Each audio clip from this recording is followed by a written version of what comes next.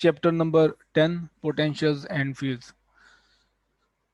इसमें लेक्चर के स्टार्ट में मैं आपको एक बात बता चलूँ कि पहले हम जो ज़्यादातर फॉर्मुलेशन यूज़ करते रहे हैं प्रीवियस चैप्टर में, हम हमारा जो फोकस था वो इलेक्ट्रोमैग्नेटिक वेव था, और उसमें मज़ीद हमारा फोकस है कि हम इलेक्ट्रिक फील्ड और मैग्नेटिक फील्ड को फाइंड करें as a function of space and time.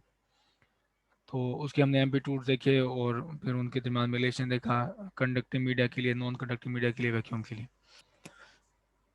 इस चैप्टर में हमारे पास एक सिंपल क्वेश्चन है कि अगर आपके पास चार्ज डिस्ट्रीब्यूशन या करंट डिस्ट्रीब्यूशन गिवन है, यानी कि सोर्सेज, इसको इकट्ठा मैं कहूँगा सोर्सेज गिवन है, तो वो किस तरह से जनरेट करती हैं इलेक्ट्रिक फील्ड और magnetic field as a function of time. ठीक है। ऑफ कोर्स हमें जनरल सोल्यूशन चाहिए मैक्सवेल इक्वेशंस का। प्रीवियसली हम एक चीज़ देख चुके हैं जब हम स्टैटिक केस डील कर रहे थे जिसमें चार्जेस एट रेस्ट होते हैं। तो उस केस में आपके पास सोर्स यानी कि चार्जेस गिवन थे, उससे हम इलेक्ट्रिक फील्ड बता सकते थे बाय यूजिंग कूलम्स लॉ। और अगर आपके पास स्टेशनरी करंट्स हैं, यानी कि वो करंट्स टाइम के साथ चेंज नहीं हो रहे, तो हम उन करंट्स के क्रॉसपॉन्ड मैग्नेटिक फील्ड बता सकते थे। उसे हम कहते हैं बायोट सावर्ट लॉ से, वो है बायोट सावर्ट लॉ हमारे पास। ठीक है। तो कूलम्स लॉ हमारे पास इलेक्ट्रोस्टैटिक केस में सोर्स से इलेक्ट्रिक फील्ड देता था हमें। बायोट सावर्ट लॉ मैग्नेटोस्टैटिक में हमें सोर्स यानी कि करंट से देता था आपके पास मैग्नेटिक फील्ड। तो ये दोनों केसेस हमारे पास चूंकि स्टैटिक हैं और कोई चेंजिंग इनमें नहीं आती थी, ना चार्जेस में ना करंट्स में, विद रिस्पेक्ट टू टाइम। तो इसी क्वेश्चन को हमने एक्सटेंड किया, लेकिन अब हमारे पास जो रेजीम है वो टाइम डिपेंडेंट है। We are looking for the generalization of those laws, यानी कि कूलम्स लॉ और Biot Savart law, to time dependent configurations. तो अब अगर आपके पास चार्ज डिस्ट्रीब्यूशन और current distribution with respect to time change हो रही हैं, तो फिर हम क्वेश्चन करते हैं कि उनके क्रॉसपॉन्ड जो जनरेट करेंगे इलेक्ट्रिक फील्ड और मैग्नेटिक फील्ड, वो क्या होगी। तो पूरे ये चैप्टर में हमारी ये डिस्कशन रहेगी। तो ये हमारे पास क्वेश्चन तो बहुत स्ट्रेट फॉरवर्ड है, लेकिन इसका सोल्यूशन इतना स्ट्रेट फॉरवर्ड नहीं है, काफ़ी हमें देखेंगे पापड़ बेलने पड़ेंगे। फॉर एग्जांपल हमारे पास इलेक्ट्रोस्टैटिक था, रिजीम थी हमारे पास। इलेक्ट्रोस्टैटिक में जो कर्ल ऑफ इलेक्ट्रिक फील्ड थी हमारे पास वो जीरो होती थी। ठीक है। तो ये हमारे पास इलेक्ट्रोस्टैटिक फील्ड थी। तो बाय वेक्टर कैलकुलस हमारे पास अगर किसी वेक्टर का कर्ल इक्वल टू ज़ीरो होता है, तो हम उस वेक्टर को किसी स्केलर के ग्रेडियंट से डिफाइन कर सकते हैं। तो इस केस में हमारे पास जो स्केलर था वो पोटेंशियल था, इलेक्ट्रोस्टैटिक पोटेंशियल। लेकिन इलेक्ट्रोडायनामिक्स में हमारे पास इलेक्ट्रिक फील्ड का कर्ल जीरो नहीं है। वो आपने देखा है कि वो curl of electric field is equal to minus partial B over partial T, जो कि फ्राडेज लॉ है। तो इस केस में हम इलेक्ट्रिक फील्ड एक क्रॉस बॉन्ड पोटेंशियल या इलेक्ट्रिक फील्ड को हम as a potential gradient of potential हम डिफाइन नहीं कर सकते। तो लेकिन एक केस हमारे पास बिल्कुल सेम है, वो ये कि बेसिकल आपके पास इलेक्ट्रिक फील्ड और मैग्नेटिक फील्ड टाइम डिपेंड था, तो ये कुछ हमारे पास चेंज नहीं हुई। यही मैग्नेटोस्टैटिक में भी हमारे पास ही वो है कि divergence of magnetic field equal to zero है। वो हमारे पास जो डेल डॉट बी है, del dot B equals to zero इस केस में भी। So by vector calculus, if the divergence of a vector is equal to zero, then the vector can be defined as a curl of an other vector. तो divergence of magnetic field zero है, तो आप magnetic field को define कर सकते हैं as a function of another vector. और हमारे पास ये जो वेक्टर था हमने इसे कहा था वेक्टर पोटेंशियल। तो अब यूज करते हैं फ्राडेज लॉ। तो फ्राडेज लॉ हमारे पास curl of electric field is equal to होता है माइनस पार्शियल और पार्शियल टी, और यहाँ पे हमारे पास आते हैं मैग्नेटिक फील्ड। मैग्नेटिक फील्ड की जगह पे मैंने इसकी वैल्यू पुट कर दी है, वो है कर्ल ऑफ वेक्टर पोटेंशियल। तो अब अगर आप इस एक्सप्रेशन को, ये पार्शियल डेरिवेटिव है, आप इसको अंदर ले जा सकते हैं, और ये जो ग्रेडियंट ये है आपके पास कर्ल है, इसको बाहर लेके आ सकते हैं। तो इस इक्वेशन को इस टर्म को मैं लेफ्ट हैंड साइड पे ले आया इक्वेशन के, तो मैंने कर्ल यहाँ पे कॉमन ले लिया। तो इलेक्ट्रिक फील्ड भी हमारे पास यहाँ पे वेक्टर है और ए भी हमारे पास वेक्टर है। तो अगेन वही डेफिनेशन कि अगर आपके पास किसी वेक्टर का कर्ल जीरो है, तो हम इस वेक्टर को एज अ किसी स्केलर फंक्शन के ग्रेडियंट से डिफाइन कर सकते हैं। तो मैं यहाँ पे यही कर रहा हूँ कि ये जो ये हमारे पास है, ये पूरा वेक्टर, इसका रिजल्ट पूरा वेक्टर होगा। ये वेक्टर का कर्ल, इस वेक्टर का कर्ल हमारे पास 0 है। तो इस वेक्टर को as a function, as a gradient of potential मैंने डिफाइन किया, वो ये है। तो याद रहे ये इलेक्ट्रोस्टैटिक पोटेंशियल है, लेकिन ये अलग चीज़ है, ये पोटेंशियल अलग चीज़ है हमारे पास, जो इस टर्म में डिफाइन हो रहा है। वो कैसे अलग है, आप देख रहे हैं कि यहाँ पे टर्म अपेयर हो रही है, पार्शियल ए और पार्शियल टी। तो इलेक्ट्रोस्टैटिक केस में भी ये रिजल्ट ट्रू है कि अगर मेरे पास इलेक्ट्रोस्टैटिक केस हो तो उसका वेक्टर पोटेंशियल टाइम डिपेंडेंट नहीं होता। जब वेक्टर पोटेंशियल टाइम डिपेंडेंट नहीं होगा तो आपके पास ये टर्म जीरो हो जाएगी, और अगेन फिर आपके पास इलेक्ट्रोस्टैटिक केस आ जाएगा, जो कि ये है। तो इलेक्ट्रोडायनामिक्स में जब आपके पास इलेक्ट्रो टाइम वेरिंग सोर्सेज हैं, तो electric field is equal to है माइनस डेल्टा वी, सिर्फ डेल्टा वी के नहीं बल्कि आपके पास साथ इसके कोई भी टर्म है जो है वेक्टर पोटेंशियल का टाइम डेरिवेटिव। तो पोटेंशियल रिप्रेजेंटेशन जो अभी तक हमने देखी है, आप यहाँ पे देखें ये दो हमने इक्वेशन इसमें समो दी हैं एक इक्वेशन में। वो कौन सी दो इक्वेशन है? एक है ये डेल डॉट बी, ये जिससे ये इक्वेशन बेर हुई है, divergence of magnetic field equal to zero, एक ये, और दूसरी इक्वेशन हमारे पास है फ्रॉडेस लॉ। इन दोनों को हमने इस एक इक्वेशन में यकजा कर दिया, ठीक है। तो दोनों इक्वेशन होल्ड करती हैं इसमें, रिप्रेजेंट कर रही हैं, फुलफिल करती हैं मैक्सवेल इक्वेशन। अब बाकी दो इक्वेशन कौन सी हमारे पास, एक है गॉसी लॉ और दूसरा हमारे पास एम्पियर्स मैक्सवेल लॉ। तो गॉसी लॉ मैं यूज कर लेता हूँ। तो गॉसी लॉ के केस में आप यहाँ पे देख सकते हैं कि मैंने इसकी डाइवर्जेंस लेनी है, ठीक है। इस पूरी इक्वेशन की मैंने डाइवर्जेंस लेनी है, इस पूरी इक्वेशन की आप ये डाइवर्जेंस लेना है। तो डाइवर्जेंस जब आप पूरी इक्वेशन की ले लें तो ये लेप्लासियन बन जाएगा, ये स्क्वायर हो जाएगा, और इधर डेल डॉट ए अपेयर हो जाएगा, डेल डॉट ए अपेयर हो जाएगा हमारे पास इस टर्म के अंदर। और साथ हमारे पास इक्वेशन के दूसरी तरफ जो अपेयर हो जाएगी टर्म, वो ये है, ठीक है। यही था ना हमारे पास जो Gauss's law, del dot E is equal to rho over epsilon naught, ठीक है। तो यहाँ से माइनस दोनों टर्म से कॉमन लेके माइनस इस तरफ ले लिया हूँ। तो अब यहाँ पे देखें ये इक्वेशन अंदर अपने गॉसी लॉ को भी रखती है। तो तीन इक्वेशन इसके अंदर आ गई हैं, एक del dot B is equal to zero, एक फ्रॉडिस लॉ, और तीसरी हमारे पास है गॉस लॉ। अब आए चौथी इक्वेशन पे, बाय एम्पेयर्स मैक्सवेल इक्वेशन। तो एम्पेयर मैक्सवेल इक्वेशन में आपके पास है curl of magnetic field is equal to mu naught J plus mu naught epsilon naught partial और पार्शियल टी, और यहाँ पे हमारे पास आती थी इलेक्ट्रिक फील्ड। तो इस जगह पे मैंने मैग्नेटिक फील्ड का रिजल्ट पुट कर दिया, और इस जगह पे मैंने इलेक्ट्रिक फील्ड का रिजल्ट पुट कर दिया, ठीक है। तो अब अगर आप इसमें पार्शियल डेरिवेटिव को अंदर ले जाएं, ठीक, तो यहाँ पे पार्शियल और पार्शियल टी वी के साथ आ जाएगा, पोटेंशियल का टाइम डेरिवेटिव, और इसका डबल डेरिवेटिव हो जाएगा वेक्टर पोटेंशियल का, ठीक है। आप ये ग्रेडियंट पार्शियल डेरिवेटिव है तो आप इस डेल्टा को बाहर लिख सकते हैं। अब मैंने यहाँ पे वेक्टर कैलकुलस की आइडेंटिटी यूज़ की है, जो पहले कई बार हम यूज़ कर चुके हैं। जो ट्रिपल क्रॉस प्रोडक्ट है जो कि इक्वल टू होता है इसके del del dot A minus del square A, और लेफ्ट हैंड साइड पे अभी कुछ हमने कुछ नहीं किया। तो अब मैं क्या करता हूँ, टर्म्स को कुछ इकट्ठा कर लेता हूँ जिनकी सिमिलर ऑपरेटर्स हैं। वो कैसे कि मेरे पास जो ये ऑपरेटर है, ये मेरे पास डेल क्रॉस ए, ठीक है। तो मैंने वो इकट्ठा लिख लिया इसके, दोनों डबल डेरिवेटिव हैं। और जो मेरे पास यहाँ पे है ये टर्म, और इस टर्म में भी मेरे पास दोनों में दरमियान में ये है ग्रेडियंट है, इसमें भी मेरे पास ये इसका ग्रेडियंट है। तो डेल मैंने यहाँ पे कॉमन ले लिया, जबकि mu minus mu not Z को उस तरफ ले गए। तो हमने किया ये है कि पूरी इक्वेशन को पहले मल्टीप्लाई कर दिया माइनस के साथ, फिर ये जो इक्वेशंस हैं उनको इस तरफ ले आए हैं, ठीक। तो सिर्फ आप देखेंगे डबल डेरिवेटिव्स जो अलग नज़र आ रहे हैं उनको अलग दिखाया मैंने, और जो सिंगल डेरिवेटिव्स हैं उनको अलग इकट्ठा कर लिया।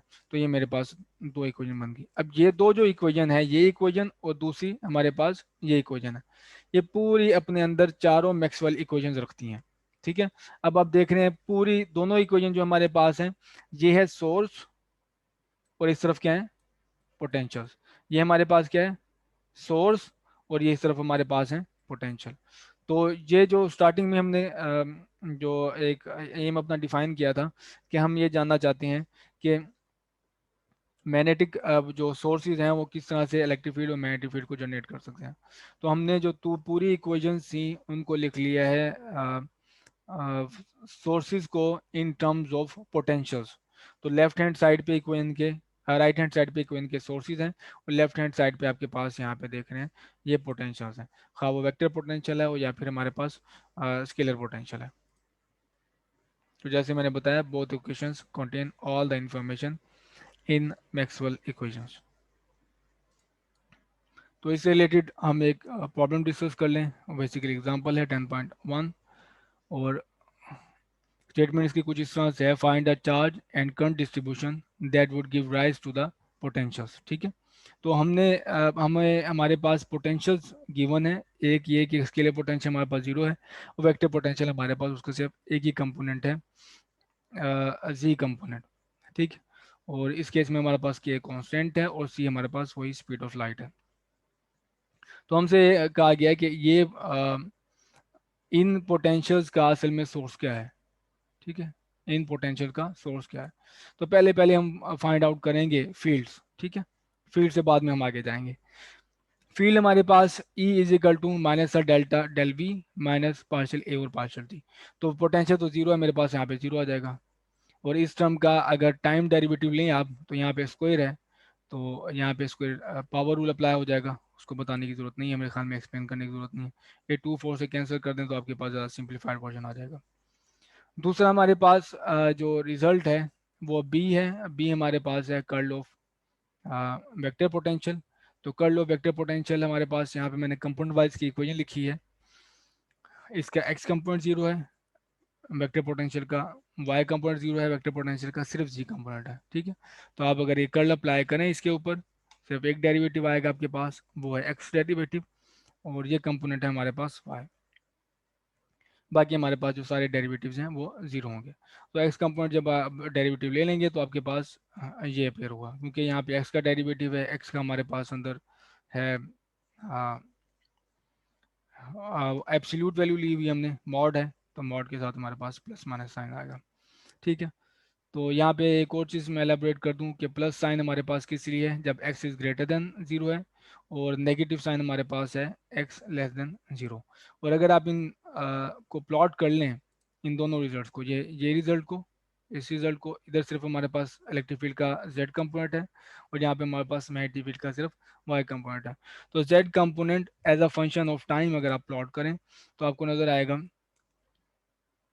कि यहाँ पे हमारे पास जो इसकी लोएस्ट एक्सट्रीम है, यहाँ पे minus mu naught k t over to value है, वो आप यहाँ पे इसकी वैल्यू ज़ीरो पुट करके देख लें, यहाँ पे ज़ीरो वैल्यू पुट करें तो आपके पास ये आ जाएगा रिजल्ट। ठीक है, और इससे आगे पीछे हमारे पास कुछ इस तरह से ग्राफ दिखाई दे रहा है। ये पॉइंट हमारे पास प्लस सी टी है, प्लस सी टी आप देख लें कि यहाँ पे अगर एक्स की वैल्यू प्लस सी टी होती है तो ये जीरो हो जाएगा, और अगर एक्स की वैल्यू हमारे पास माइनस सी टी होता है तो फिर भी ये पूरा एक्सप्रेशन जीरो हो जाता है। तो ये इलेक्ट्रिक फील्ड का जेड कंपोनेंट है as a function of x. ये रहा हमारे पास मैग्नेटिक फील्ड का वाई कंपोनेंट, जिस तरह हमने इलेक्ट्रिक फील्ड का जी कंपोनेंट प्लॉट किया, आप इस तरह कर सकते हैं। तो पहले पहले आप इसका जीरो, एक्स जीरो पे देख लें क्या वैल्यू होगी। तो एक्स जीरो की अगर आप वैल्यू पुट करें यहाँ पे, तो आपको दो वैल्यूज मिलेंगी, प्लस माइनस मिलेंगी। ठीक है, अगर plus minus mu naught k c t over two c, c cancel हो जाएगा, mu naught k t over two बन जाएगा। तो ये आपको यहाँ पे जीरो पे दो वैल्यूज मिल रही हैं, एक minus mu naught k t over to है और plus mu naught k t over to है। तो यहाँ पे आप सॉर्ट ऑफ डिसकंटिन्यूटी देख रहे हैं। बाकी आप एक्स की वैल्यू दूसरी एक्सट्रीम पे पुट करके देख सकते हैं। ठीक है, दूसरी एक्सट्रीम हमारे पास क्या होगी, एक प्लस सी टी और दूसरी और साथ होगी माइनस सी टी। तो दोनों पे हमारे पास मैग्नेटिक फील्ड की वैल्यू जीरो हो जाएगी, जो कि आपको यहाँ नजर आ रही है। तो ये हैं इलेक्ट्रिक फील्ड के components as a function of x. ठीक है, आप इन पे मैक्सवेल इक्वेशन टेस्ट कर सकते हैं। तो दोनों जो मैक्सवेल इक्वेशन है सेटिस्फाई करती हैं for sources rho is equal to zero and J is equal to zero. तो अगर आप मैक्सवेल इक्वेशन में जो रो अपेयर हो रही है गॉसिस लॉ में, उधर जीरो पुट कर दें, और आप जो अम्पेयर्स मैक्सवेल इक्वेशन में आपके पास जे पेयर हो रहा है वहाँ पे आप जीरो पुट कर दें, तो आप देखेंगे तीनों के तीनों, चारों की चारों इक्वेशन सेटिस्फाई करती हैं। तो आपने सेटिस्फाई करनी कैसे देखना है, आपने उसका डेल डॉट ई देखना है। ठीक है, अब वो आप देखोगे जीरो आएगा। आप उसका डेल डॉट बी देख लें, क्योंकि मैग्नेटिक फील्ड और इलेक्ट्रिक फील्ड तो हमारे पास आ गई हैं, तो वो देखा होगा वो भी जीरो हो गई है। ठीक है, तो कर्ल कैलकुलेट कर लो, कर्ल ऑफ इलेक्ट्रिक फील्ड आप वो देखोगे, वो है minus partial B over partial t है। ठीक है, तो दोनों साइड्स बराबर आएंगी। करना क्या है, सिर्फ हमें डेरिवेटिव लेने हैं, कर्ल होगा या टाइम डेरिवेटिव है। और इसी तरह तीसरी इक्वेशन है, उसमें सोर्स आपने जीरो पुट करना, याद है। अच्छा,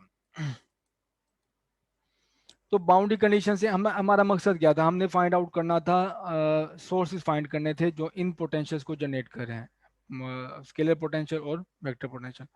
तो बाउंड्री कंडीशन में अप्लाई करता हूँ, जो आपको यहाँ पे देखें साफ नजर आ रही है डिसकंटिन्यूटी, वो डिसकंटिन्यूटी है एक्स जीरो पे। तो मैं यहाँ पे बाउंड्री कंडीशन अप्लाई करके फाइंड आउट कर सकता हूँ कि वो करंट क्या है। तो ये मेरे पास है B1 ये वाली साइड, और ये B2 हमारे पास ये वाली साइड है, और इनकी ये पहले कंपोनेंट्स हैं। दोनों साइड पे आप देख रहे हैं कि ये सोर्स जो हमारे पास मीडियम है सेम है, तो दोनों साइड पे हमारे पास आ जाएगा म्यू नॉट। तो म्यू नॉट की वैल्यू आ गई। तो लेफ्ट हैंड साइड पे आपके पास जो वैल्यू है, राइट हैंड साइड पे आपके पास जो वैल्यू है वो mu naught k t over to है, और लेफ्ट हैंड साइड पे आपके पास वैल्यू है minus C mu naught k t over to, दोनों वैल्यू सेम है। दोनों साइड पे मीडियम सेम है, तो one over mu naught, one over mu naught. तो दोनों टर्म बिल्कुल सेम है, दोनों ऐड हो जाएंगी, म्यू नॉट से कैंसिल आउट हो जाएंगे। तो आपके पास आ गई ये वैल्यू के टी वाई इक्वल टू के एक्स स्क्वायर। ठीक है, तो आप यहाँ पे देख रहे हैं कि के का जो करंट सरफेस करंट डेंसिटी है उसका क्रॉस प्रोडक्ट है एक्स के साथ। ठीक है, और लेफ्ट हैंड साइड पे आपके पास वाई यूनिट वेक्टर है। तो के का वो यूनिट वेक्टर यहाँ पे अलाउड होगा जो आपको रिजल्ट दे वाई यूनिट वेक्टर। ठीक है, तो वो हमें पता है वो क्या है, वो है जी। तो जी का अगर आप क्रॉस प्रोडक्ट लें एक्स के साथ, तो फिर आपको वैल्यू मिलती है वाई यूनिट वेक्टर। ठीक है, तो यहाँ से हमें पता चल गया कि मैंने सिर्फ यूनिट वेक्टर ये कंपेयर कर लिया कि जी इज इक्वल टू है कि ठीक है। तो हमारे पास यहाँ पे सरफेस करंट है जो कि टाइम डिपेंडेंट है, और उसकी डायरेक्शन हमारे पास जी के लॉन्ग है। तो ये जीरो टाइम से पे जीरो टाइम पे आपके पास सरफेस करंट जीरो होता है, और ग्रेजुअली लीनियरली हमारे पास जो टाइम के साथ सरफेस करंट इंक्रीज करता जाता है इन द डायरेक्शन ऑफ जी। अच्छा, आप यहाँ पे एक वाज़ेह तौर पे देख रहे हैं कि हमारे पास जो पोटेंशियल से वो x greater than c t के लिए ज़ीरो थे। तो x greater than c t के लिए हमारे पास जो फील्ड्स होंगी वो भी ज़ीरो होंगी, क्योंकि हमारे पास कोई भी सिग्नल जो है वो ग्रेटर देन या कोई भी news greater than speed of light से ट्रेवल नहीं कर सकती। ठीक है, तो यहाँ पे आपके पास सी टी से ग्रेटर डिस्टेंस पे हमारे पास इलेक्ट्रिक फील्ड मौजूद ही नहीं है, तो इस वजह से हमारे पास मैसेज कोई भी मैसेज नहीं पहुंचा। ठीक है, तो यहाँ से हम एक और चीज़ भी साथ लेके चलेंगे जिसको हमने बिल्कुल पीछे 9 चैप्टर में इलेक्ट्रोडायनेमिक्स 1 में 2 में नहीं डिस्कस किया। वो ये कॉन्सिडरेशन कि इलेक्ट्रिक जो इलेक्ट्रोमैग्नेटिक फील्ड है वो किस डिस्टेंस पे सी टी प्रोडक्ट से पहले और सी टी प्रोडक्ट से बाद में, ठीक है, क्या है। ठीक है, तो यहाँ पे हमने एक चीज़ को मद्देनजर रखना है कि आपके पास कोई भी जो यहाँ पे सिग्नल है या फिर इलेक्ट्रोमैग्नेटिक वेव है वो greater than speed of light से मूव नहीं कर सकती। तो यहाँ पे हमारे पास इस तरह की रिस्ट्रिक्शन आप को नजर आएंगे हमारे डिस्कशन में।